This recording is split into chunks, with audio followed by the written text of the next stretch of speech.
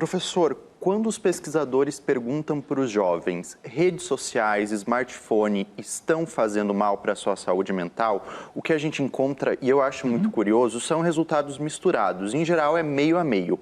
Óbvio, se a gente olhar para grupos específicos LGBT, mulheres é diferente. Recentemente, o senhor publicou um desses levantamentos que encontrou resultados que conversam com o que outros pesquisadores também já tinham visto, essa coisa de 50-50. Eu queria te perguntar como é que a gente entende esse resultado. So one way to understand it would be to think about it as a vote, and the vote is divided. But that's not what we do with consumer products for children.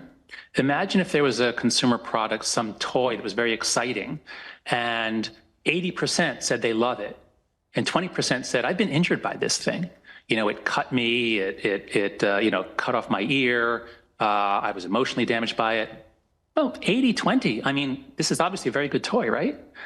No, with consumer products for children, we say if it's killing even just a few of them, I mean, if it's only killing, in the United States, about 10 or 12 children a year die from choking on toy parts, and we put warnings on that.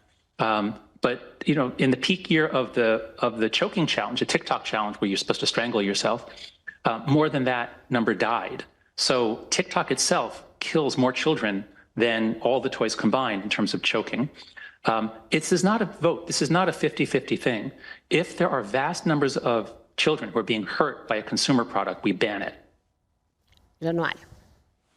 Professor, gostaria de saber a sua opinião sobre a educação midiática. O senhor deu 4 conselhos, 4 atitudes possíveis de serem tomadas já, mas a gente sabe da importância da educação para o uso adequado das mídias, e a educação é sempre um processo a longo prazo. Como é que o senhor vê a questão da educação midiática, não apenas nas escolas, mas para toda a sociedade? Well, I think it should be done, but I don't think it's going to have a big effect.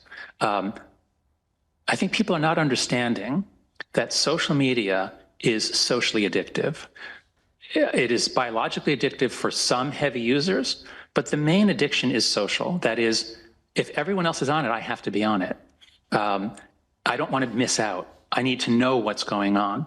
And so you can educate them all you want, but that's their conscious mind. You're telling, as with smoking education, as with drug education, it doesn't have much effect on their behavior because teenagers are much more influenced by what their peers are doing than by any information you could give them about their health. I think it's fair to say that most young people would be happy to take a risk with their health if it kept them in a state of high prestige. And if faced with a drop in prestige, they would willingly take a hit to their health, especially if it was many years in the future.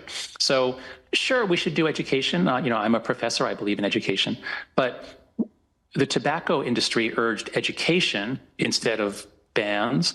Every industry that's hurting children urges education as the solution instead of them taking responsibility.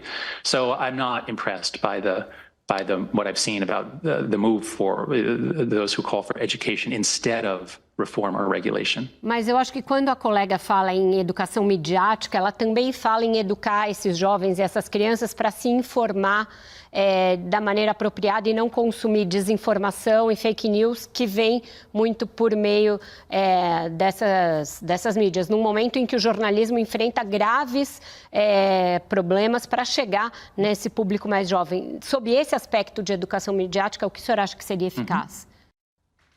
No, I don't. I don't think that would be effective at all. The mind is divided into parts that sometimes conflict, like a small rider on top of a large elephant. The small rider is our conscious reasoning.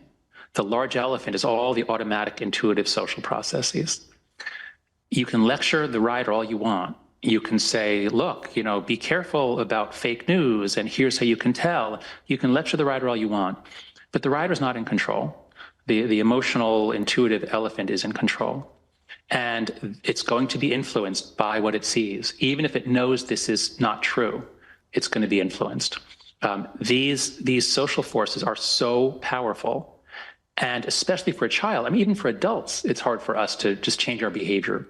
But for a child to change his behavior because of what the teacher said, or to change his interpretations, because what the teacher said, when all of the stuff coming in on TikTok creates an intuitive frame, no, direct education is no match for that. This is why I say let's at least delay till 16.